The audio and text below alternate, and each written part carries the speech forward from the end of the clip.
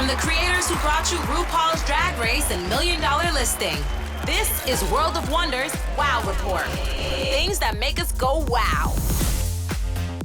Hello everyone and welcome to this week's edition of the Wow Report, where we count down the top 10 topics of the week that made us go wow. I'm Fenton Bailey, co-founder of World of Wonder, joined, don't be mad at me James, it says here, joined by club kid turned best-selling author, James St. James. Well, in most recommended books of all time.com, yes. Party Monster is listed as number 17 among the most recommended books of all time. True crime books, number 16. True crime, Helter Skelter, The Stranger Beside Me. Gone with the Wind, War and Peace. Yeah, I'm in very good company, yeah. The Bible. Congratulations, James St. James. And very excited to also welcome Tom Campbell, our Chief Creative Officer. Great to be here. Lovely to see you. Hey, by the way, I sat down and realized that this is our 365th episode. So that means if you listen to the show every day, it would take you an entire year to review all the episodes we've ever made. And God help the person who does that. I know, right? Or, by the way, 9 weeks if you take weekends off and only do it for 8 hours a day. So let's start with the countdown at number 10. Number 10. I have my brother and my nephew visiting me. And there's nothing like out-of-towners to make you see your city in a whole new way. And it's been a while since I've had visitors because of COVID. And, I just haven't had the tour kind of thing. So number one of my list of things to do, and maybe you guys know, maybe I'm the last person to know, this location is so close to our office. It is probably a half mile to 3/4 mile. It's on Hollywood and Gower, and it is the FUNKO Pop Store. Oh, I just drove past this the other day and I didn't realize that it was there. Yes, and amazing. There's always lines out the door. But you've never been in?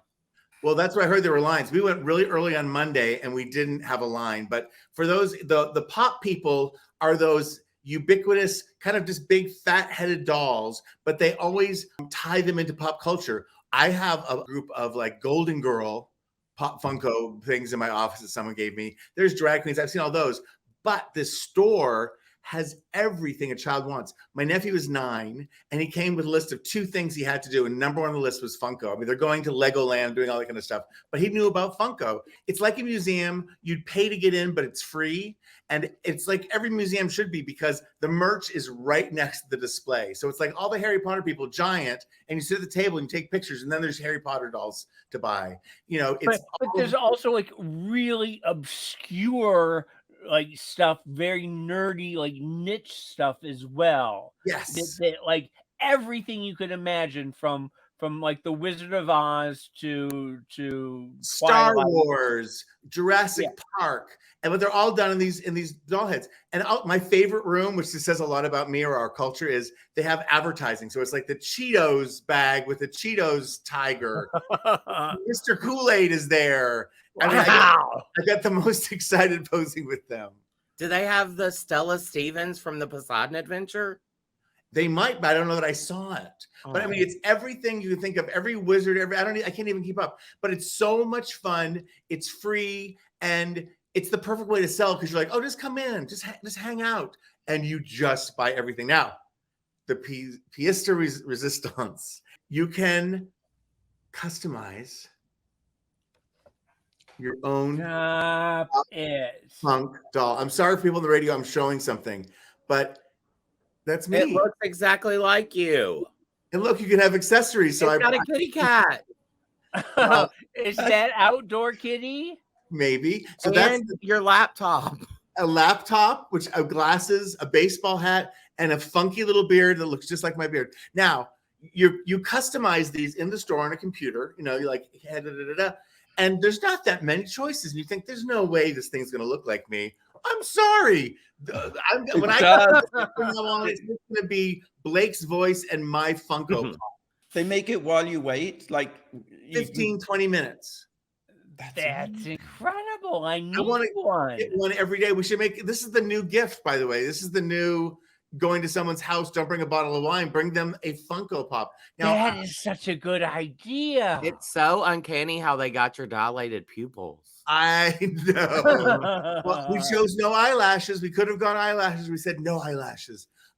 We made one of my brother, one of my nephew, and then of course us being the selfish guys, we were ready to go. And he goes, "What about Aunt Amy, our sister?" We're like, "Of course." So we made a great one with Aunt Amy. If you haven't, except you have striped shirts, glasses, beards, any of that really helps. I had a blast, and it's free, and everyone should go to the Funko Hollywood store on Hollywood, right west of Gower. I have a question with the Funko dolls. Do you think most people keep them in their box, or do kids like take them out and play with them? My nephew wanted to take it out, and I was like, "No, it's a collectible." Then I think, like, who wants my book? Just me. All right. Moving on, number 9, James. Number 9. I'm going to throw a cold towel on the whole Well, pursuit. you're good at taking things down, so you might as well. Yeah, I'm very sorry. I rented Little Mermaid on Vudu. Okay, I watched The Little Mermaid, and my God in heaven, what a joyless outing it was.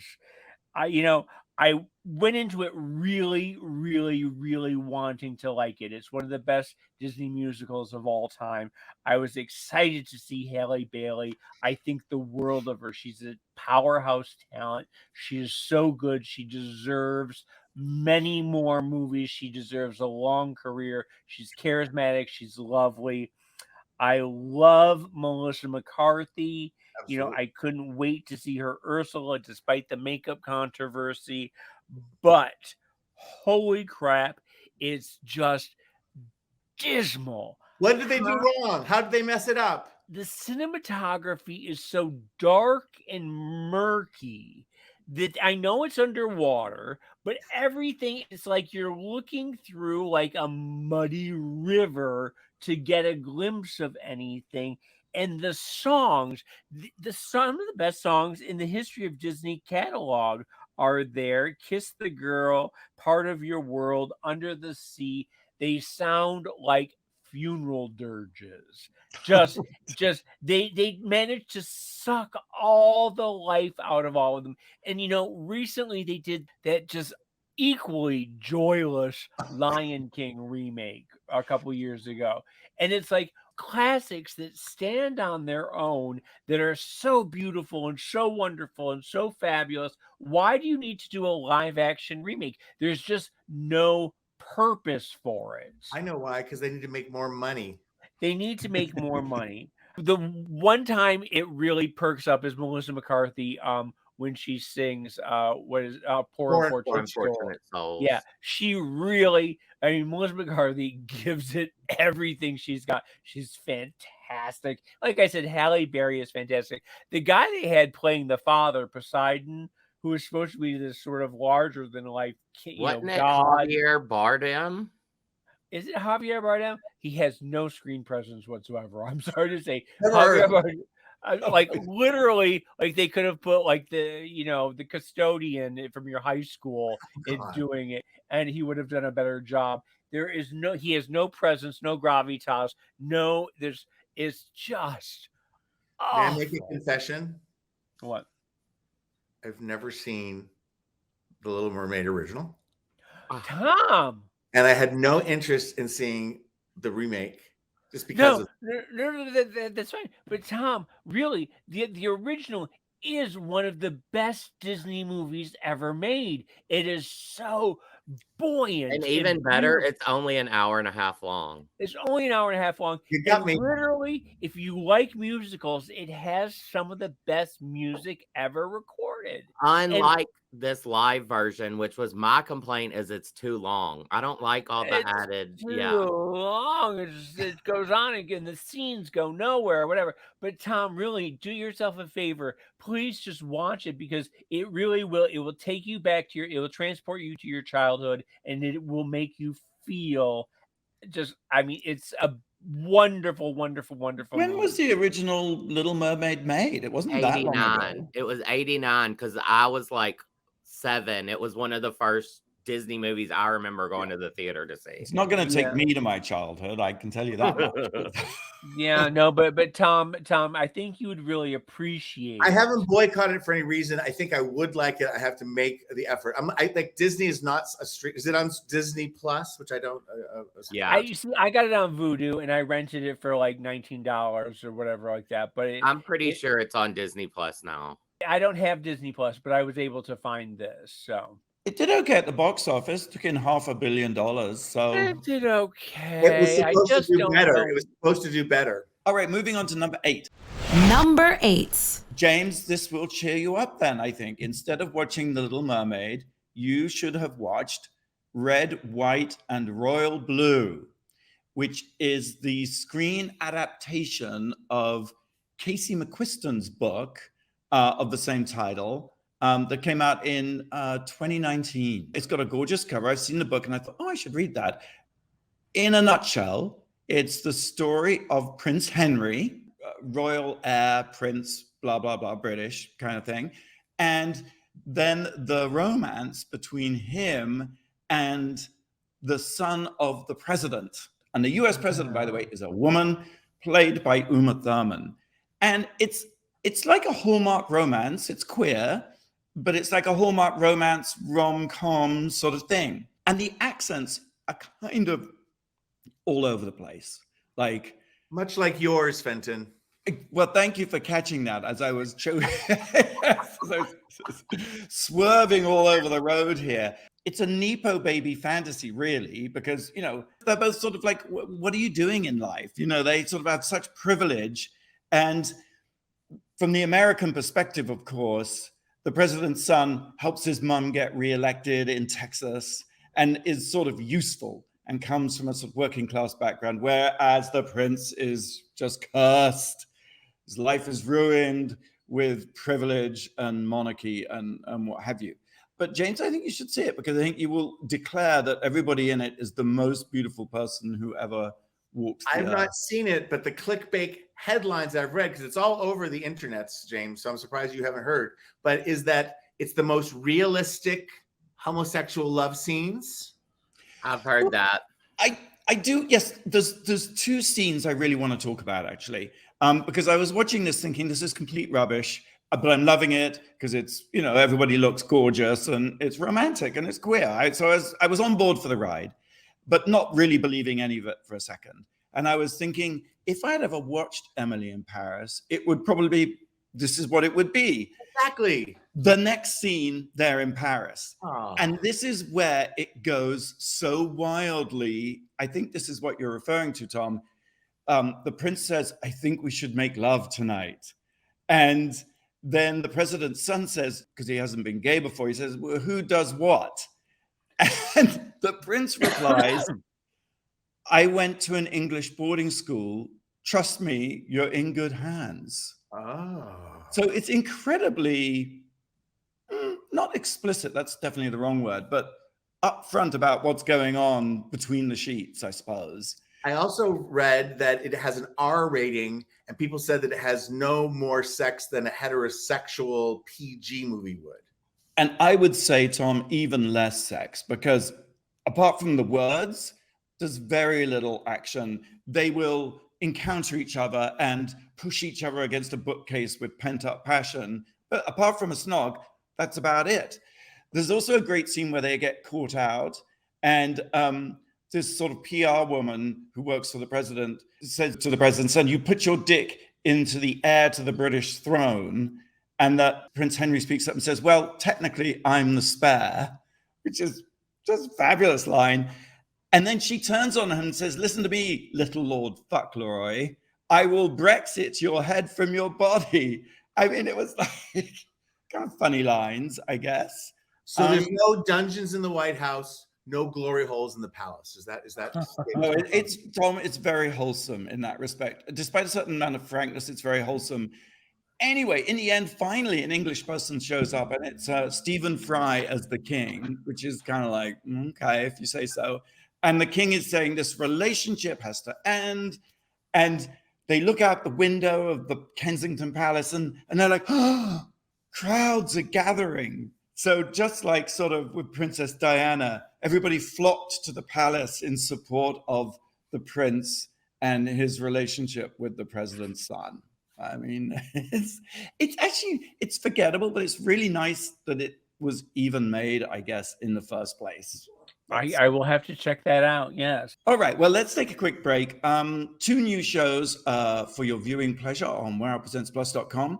Inside the Producer's Studio with Candy Muse, and Jimbo Presents. It's my special show, and both of them air on Mondays. Oh, and coming up September 11th, T.S. Madison Ate That. So that'll be 3 shows. wowpresentsplus.com. And somebody may have a cameo on that T.S. Madison show. Ooh, Blake, you? Maybe. Well, I also want to say that season 3 of our podcast Night Fever is winding down. This week is our last episode, our 10th episode. So if you haven't had a chance, please binge watch or listen to all of our podcasts, Night Fever, wherever you get your podcasts, or streaming on Wow Presents Plus. I love that. Thank you. Blake, do you have a question? I sure do. So you talked about Halle Bailey earlier, James. Halle and Chloe Bailey, Candy Burris, Tina Lawson, and what wow-lebrity were photographed together in the VIP pit at the ATL stop of Beyonce's Renaissance tour? We'll have the answer right after the break here on the Wow Report on Radio Andy. You're listening to World of Wonders Wow Report. Things that make us go wow. And welcome back to the Wow Report. It's Fenton here with Tom and James and Blake. We're counting down the top 10 things of the week that made us go wow. But first, the answer to a teasing question from Blake. Yes. Halle and Chloe Bailey, Candy Burris from The Real Housewives of Atlanta and Escape, Tina Lawson, who is Beyonce's mother, and what wow-lebrity were all photographed together in the VIP section at Beyonce's concert in ATL? Tom. I think I know. Does anyone want to guess? Go. I think it's the same wow-lebrity who Beyonce gave a shout out to from the stage, who is featured on her most recent album. And is it T.S. Madison? It is T.S. Madison. Watch her new show September 11th on Wow Presents Plus. Beyonce said her name on the stage while T.S. was sitting there watching Beyonce. Come on. You know, that is amazing. We had Kevin Aviance on the show this season on the podcast, and she has been giving flowers to the people of color, queer community, music legends, drag LGBTQ legends, T.S. Madison, Kevin Aviance. I mean, it goes on and on. She's been so gracious this tour to the community. It's beautiful to see. And let's not forget Big Frida. And Big Frida, yes. Oh my God, of course. Yeah. Okay, let's carry on with our countdown. Number 7, Tom. Number 7. This is a continuation. I said there was 2 things. My brother and my 9-year-old nephew are here. And they're doing all the, we're doing Universal, we're doing all that. But there was 2 things he wanted to see. One was the FUNKO pop store. And the second was a pizza place he'd seen online or something called Doughbrik's.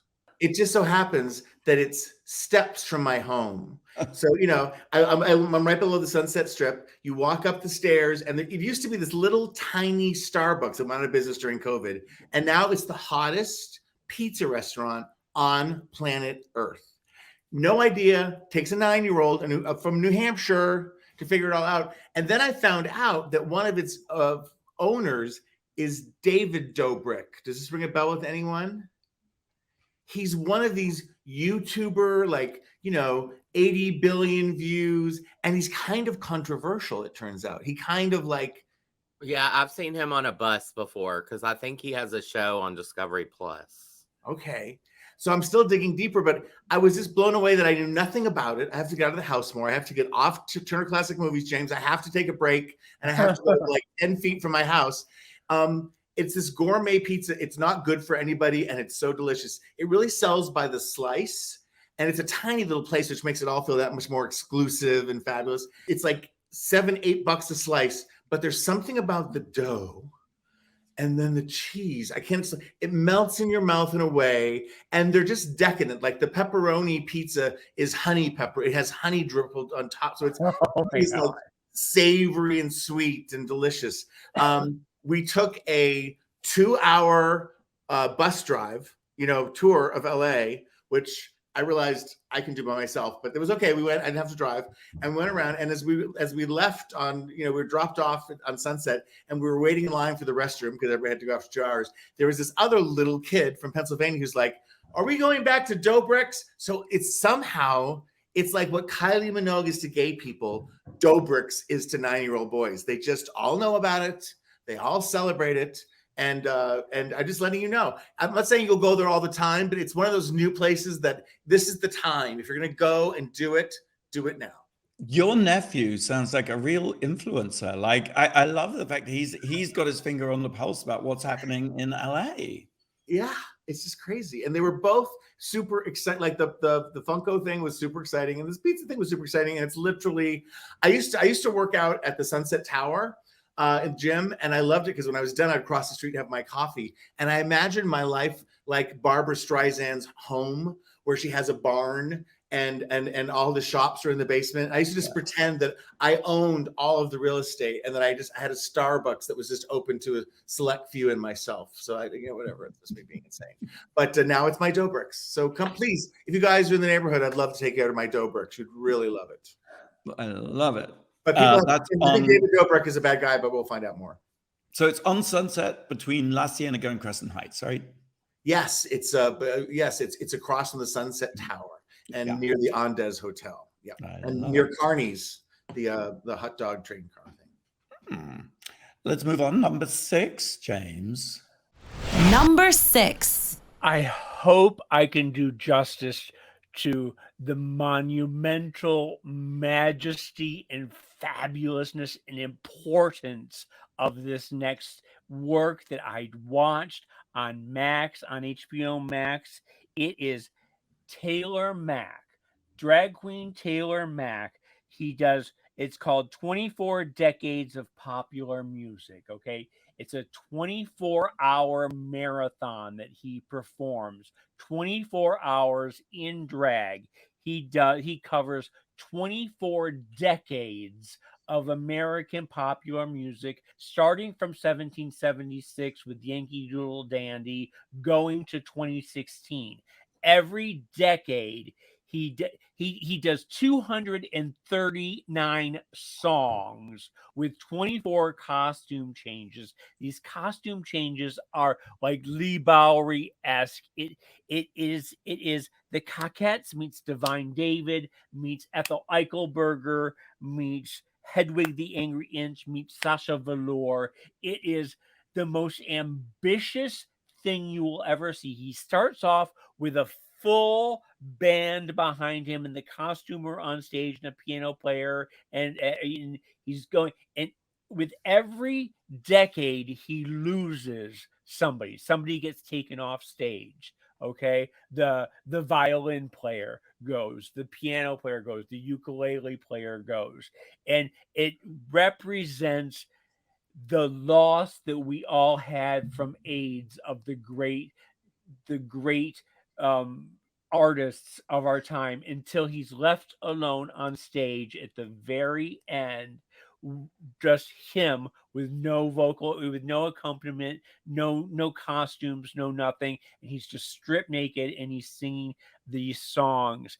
And it starts off, he starts off doing like Yankee Doodle Dandy, which he describes as it was originally a British song making fun of how effeminate American men were, and the put a macaroni in a tap, blah, blah, blah. But then the Americans reclaimed it and made it about the war.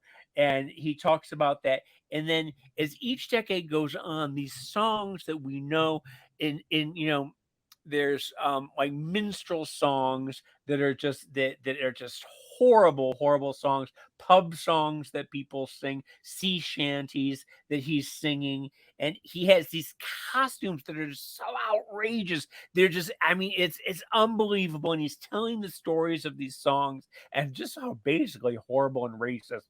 And there's songs about the Trail of Tears, in which, you know, the American Indians were slaughtered.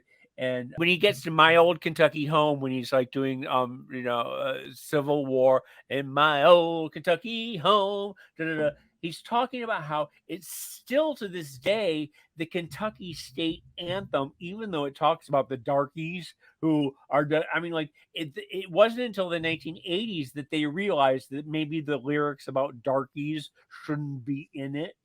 You know, when Johnny Comes Marching Home Again, when he's in World War I, and then 1930s, the government took my home. There's a song about, you know, the Dust Bowl, and there's songs about the Depression.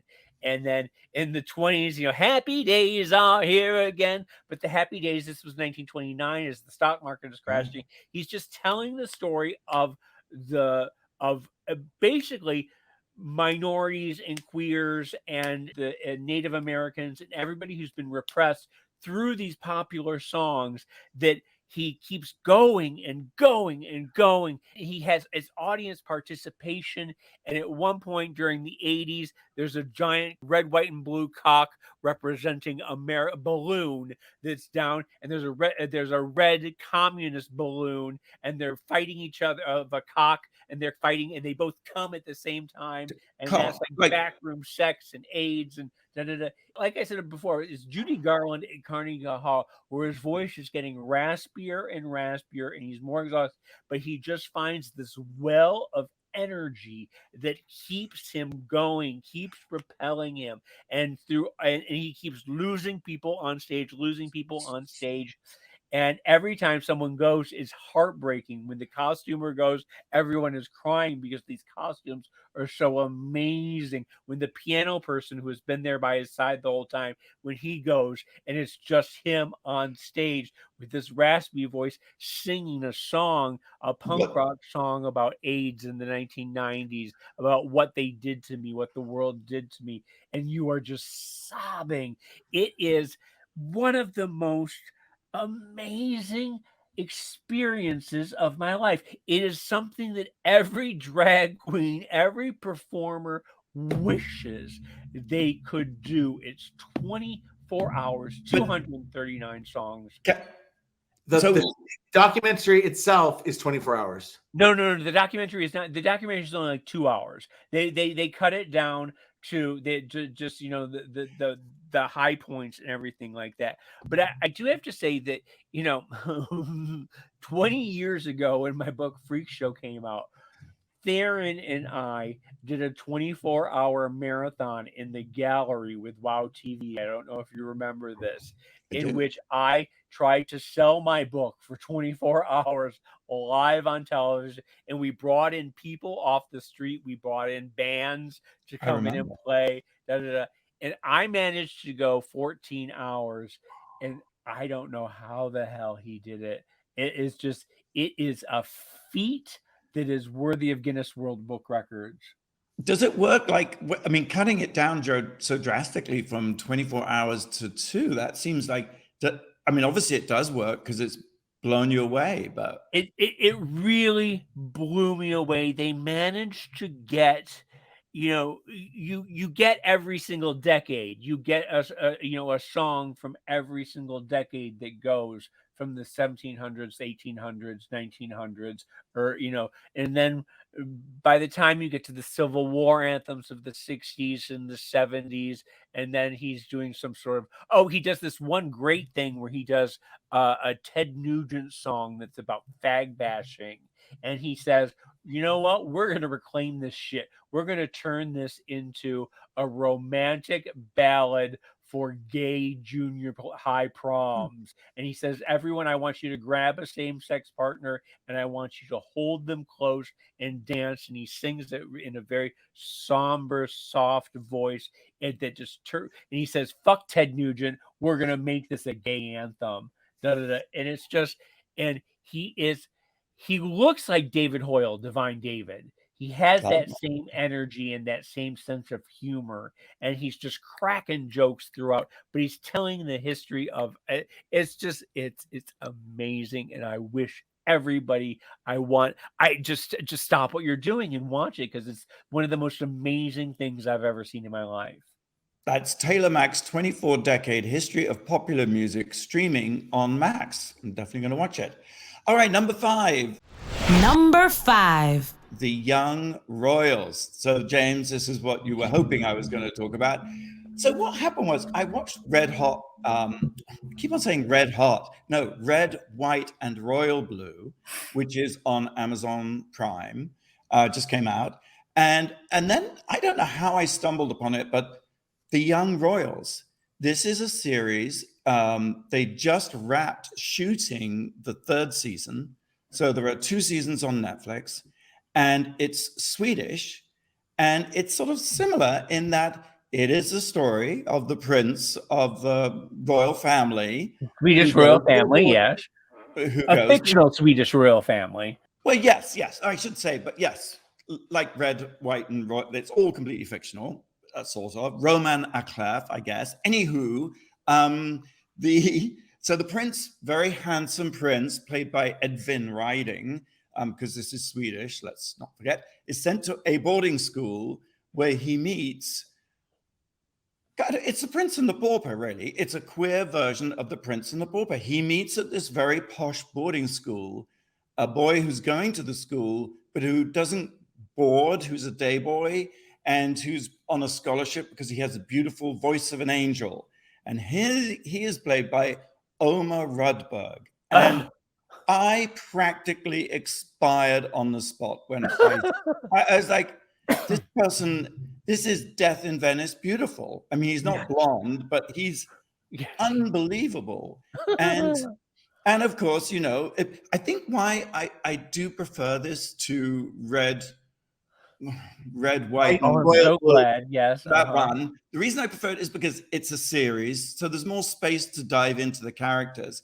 Because the Red Hot thing is the Red one, whatever you're going to call it, is great, but it's a movie, and they just have to get on with the story and move it on, and it feels like it's told in very broad strokes. Whereas this can really, you know, that Swedish noir thing, they really love to conjure up a mood, and it's absolutely beautiful. And made me wonder. I was like, well, hang on a second, which came, who's copying who here? Turns out that The Young Royals debuted in July of 2021. So technically it's way ahead of Red, White, and Royal Blue, but Red, White, and Royal Blue is based on a book, and the book came out in May 2019. Okay, so who knows? I thought it was interesting though, and I'm only a few episodes in, but interesting, made me think queerness has become kind of a metaphor for everyone's journey, of everyone feeling like an outsider. Yeah. Because in one sense, these shows are really radical in the sense that I've grown up on media that features gays who are tragic, lonely, doomed to die, what have you. And this is so nonchalant about that. But then I also felt that it's not like it's a provocation to Republicans. It's like it's almost, you get the feeling everyone's just, yeah, it's okay, it's fine. In the sense that queerness is a metaphor for a wide general audience rather than a specific. For being an outsider, yeah. And I do think that is sort of emblematic of how the kids today feel about being gay. Yeah. It's just that everybody it's just there. It is just, you know, a part of everybody's world now, which is an amazing step. But the actors, like you said, are so fresh-faced and adorable. And I love that it's because it's Swedish and it's not American perfection, that they have little spots. They have acne. Yes. They have acne. They have braces. They aren't perfect. They aren't all just, I mean, they're all just breathtakingly beautiful because they're just in the prime of their bloom. You know, they're just, but it's a beautiful and sweet story. I watched it. We talked about it, I think, when it came out in 2021, but I'm glad to see that it's still on your radar and that it's still going on. Yeah, I'm excited to watch the whole thing. Let's take a break.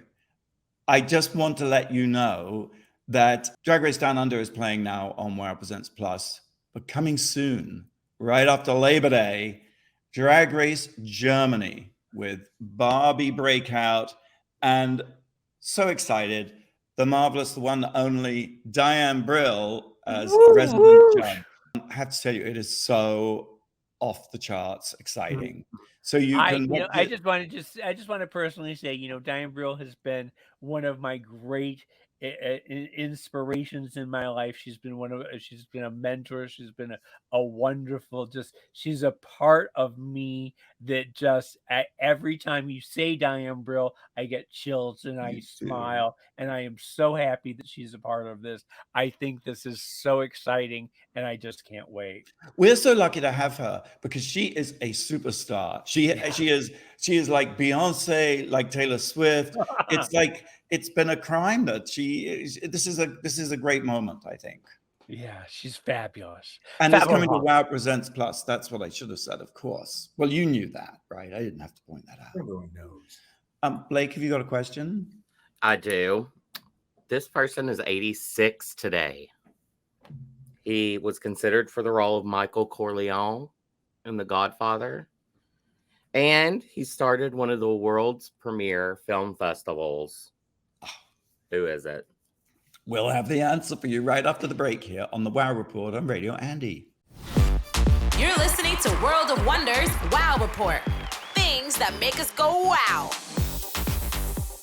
Welcome back to the Wow Report. We're counting down the top 10 things of the week that made us go wow. And Blake, you had a question for us. Yep, it's his birthday today. He's 86. He was considered for the role of Michael Corleone in The Godfather, and he started one of the world's premier film festivals. Who is he? Thank God he didn't get the role of Michael Corleone. Yeah. And let's say his name together. 1, 2, 3. Robert Redford. How on earth could Robert Redford, blonde wasp, you could not get more all-American. He was going to wear a wig, probably. He was going to wear a wig. He was going to do it. He was going to go brunette. I swooned over him. I mean, take me back to my childhood. I swooned over him in The Great Gatsby. I thought it was so good. Stunning. Inside Daisy Clover, where he's the gay man that she falls in love with. She's the young child star. Inside Daisy Clover, you've got to watch it. All right, let's carry on with our countdown. Number 4. Number 4. I've not been political for a long time on the show or on my Facebook page, and I'm not going to get political now. But I told you I've been doing all new things. I blame the first two on my brother and my nephew visiting. This was because this is where we do rest in peace usually. I want to do a little rest in prison. It's a little premature. But somebody who used to be president of the United States, this whole thing that's happening right now in Georgia, and the fabulous Fani Willis. Woo, love her. I'm learning more about her. I love her. But the thing I hadn't done is I was watching cable news for the first time, and I swear to God, a year, because the story was breaking. The indictments, they announced the indictment were coming out, but they didn't say what they were. And so, everybody was up and doing. I still hate cable news, and they had nothing to say, but they were just filling time. But I waited until Fani Willis came on, and she sort of said, like, listen, I'm going to tell you what's happening. Then I'm taking a couple questions. Then I'm going to bed. Because it was something like, I don't know, 12 o'clock at night or 1 a.m. or something. I'm working all day. But listen, he's the man whose name will not be mentioned is such a slippery eel. I always kind of cringe when people do a victory lap. It's too soon for that. But boy, what a shitstorm. What a continual shitstorm. And the only person you can blame is him. Everything he's done is so wildly documented. And what's still frightening, and you're talking about how, and not to be negative, but how queer things are the new, norm or whatever. And I think it is for his generation. But, the support for who is stronger than ever. Stronger than ever.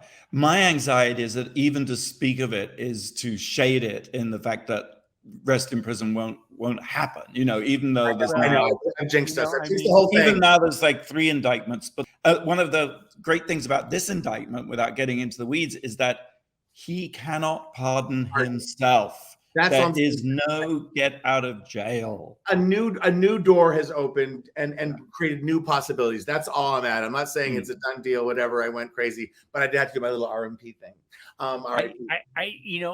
Someone was saying, "Are you dancing in the streets yet, James?" on Twitter, on X, and I said no, because indictments aren't convictions, and we've been burned so many times. I don't know how he has 91 counts against him at this point, and there's still more coming down the pike, but it does seem like the needle hasn't moved at all for the Republicans. They're still behind him for some reason, and each indictment, he's doing his persecution complex, and it works for him, and it works for his followers. Works for his followers. I do want to say, as DeSantis is plummeting, I think that this Vivek Ramaswamy, I think everybody needs to keep their eyes on him. He is absolutely terrifying, and I think that if Trump goes down, Vivek is going to be the one that is going to rise, and he's a despicable QAnon conspiracy touting madman, and so watch out.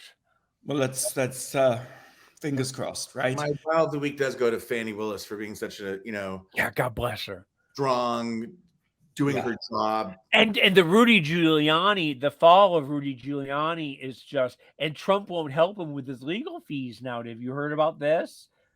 It's just crazy. It is. All right. Let's move on. Number 3, James. Number 3, I'm reading a big historical book, a new book that came out called The Power of Thrones, a reimagining of the Middle Ages. Okay. It's by Dan Jones. It's a reinterpretation of what we used to call the Dark Ages.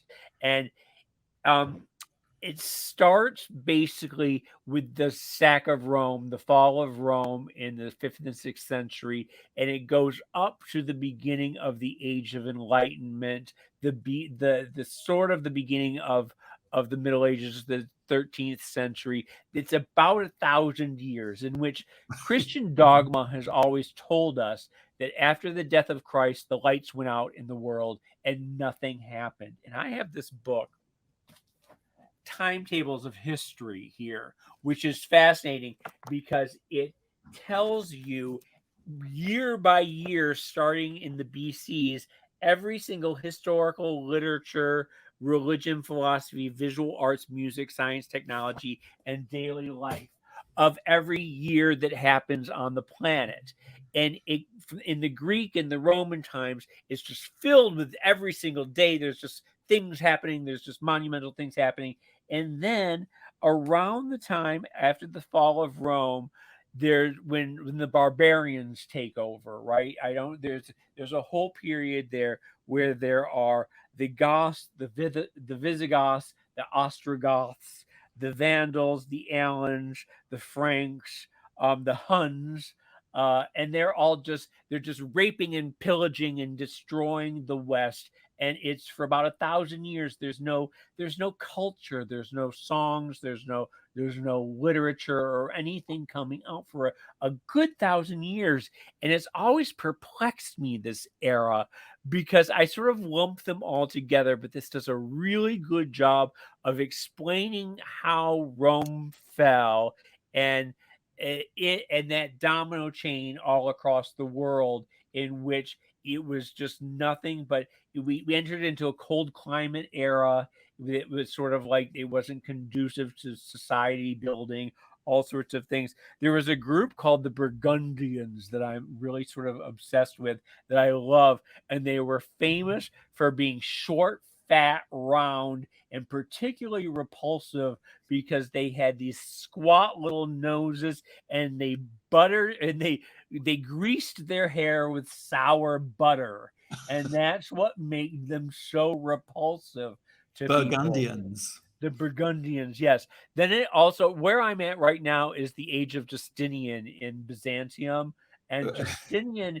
is really fun. He sort of is rebuilds the laws and the civilizations and everything like that. But he has a wife, Theodora, and Charles Bush did a play called Theodora, She Bitch of Byzantium back in the 80s. And I just want to describe what the book tells us about Theodora, okay?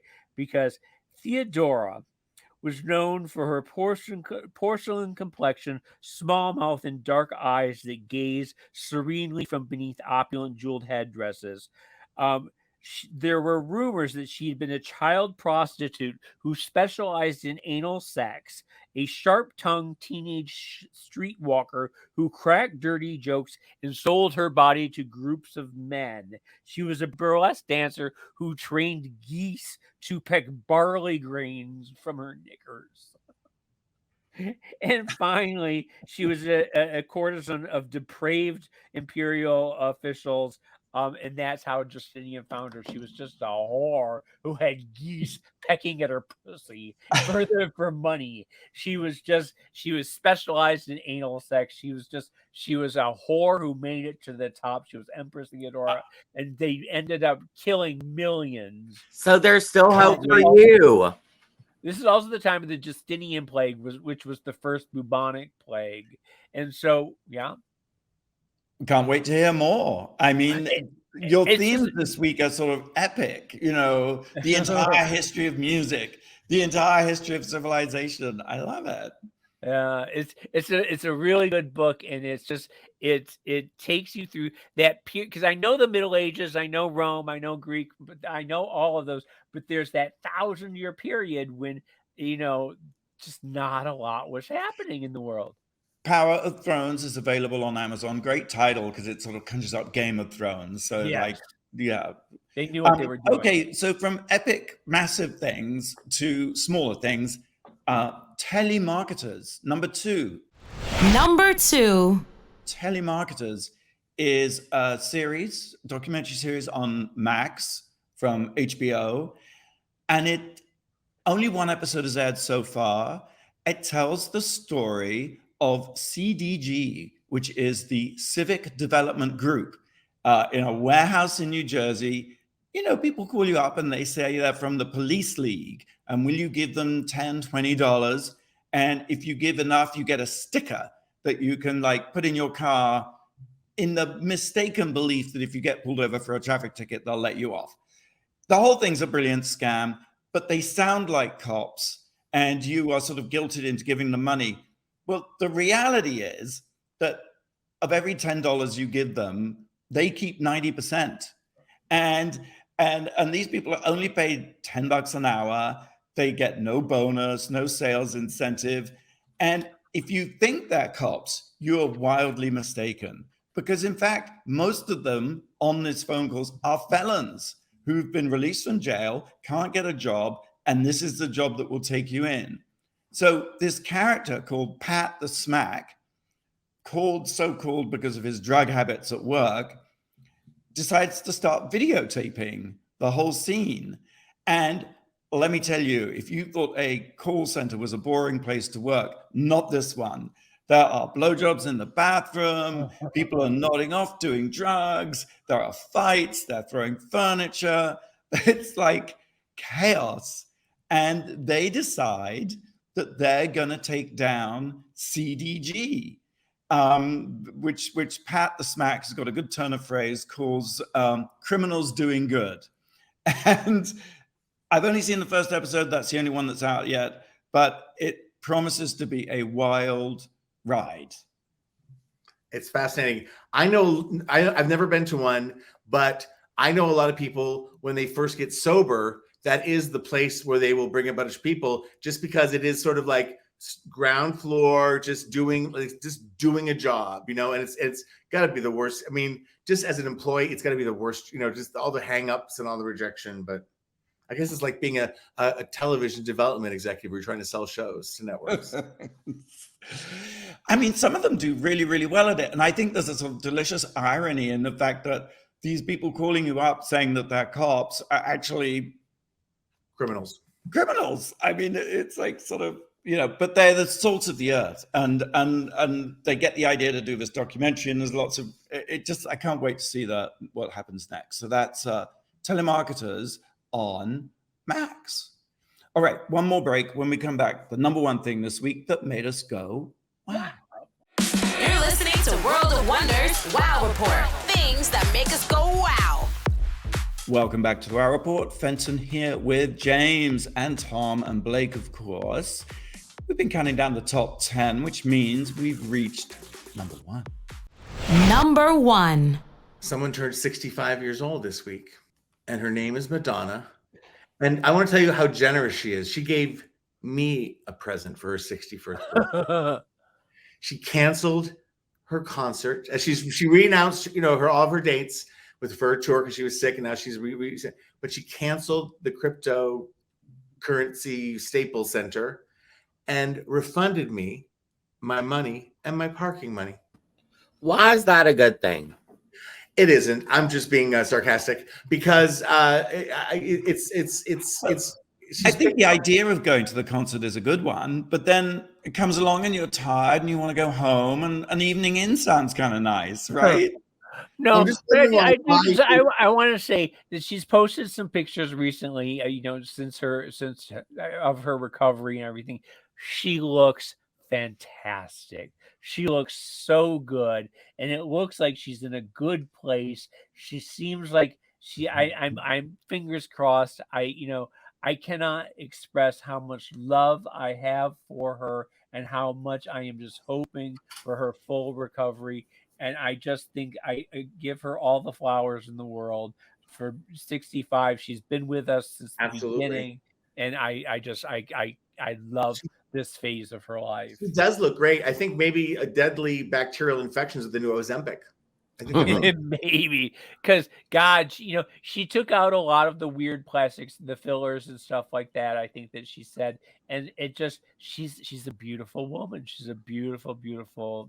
Well, happy birthday to Madonna! But I was kind of pissed because I had a ticket to see Madonna for the first time on my 41st birthday, and then she canceled it, which she gives us, the chance to be the first to buy a new one, but the forum is so far away. Crypto was going to be like a subway ride away, but on the bright side, I got call the way. I'll pick you up, I'll drop you off, and I'll pick you up after like your dad. But on the bright side, I got up bright and early this morning and got my tickets to Kylie Minogue in Vegas, so I will be seeing Kylie Minogue and Madonna in the same week. Oh my God, that's amazing. Well, that's all we got time for this week. Thanks for tuning in. Thank you, Tom. Thank you, James. Thank you, Blake. Same time, same place next week. Until then, go out and do something that makes the world go wow.